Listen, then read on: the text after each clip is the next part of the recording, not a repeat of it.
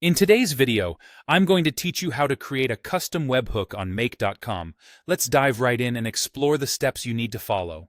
First, you'll want to log into your make.com account. If you haven't already done so, head over to the make.com website and enter your login credentials. Once you're in, the adventure begins.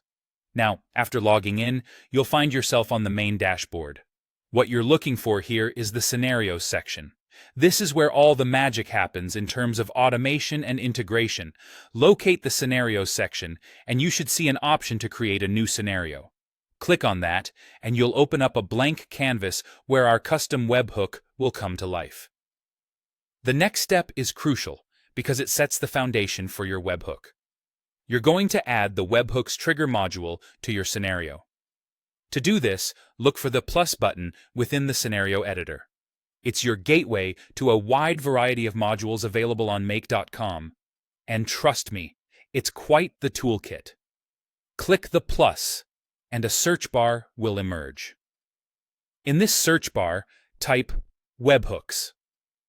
You're specifically looking for an official Make app, so make sure to select the correct one from the list of options you'll see. As you choose the Webhooks app, you'll be prompted to select a specific trigger module. Here, you need to go for the custom webhook trigger module.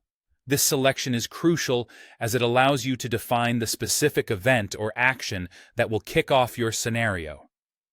At this point, you've successfully added the custom webhook trigger to your new scenario. You're on your way to creating a powerful automation tool customized to your needs.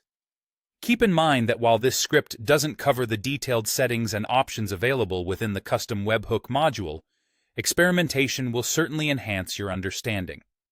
If you're unsure about specific settings, make.com offers comprehensive documentation and support to guide you through the more intricate configurations.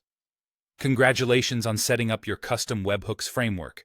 You've learned how to navigate through make.com to create a new scenario, integrate a webhooks trigger module, and specified a custom webhook.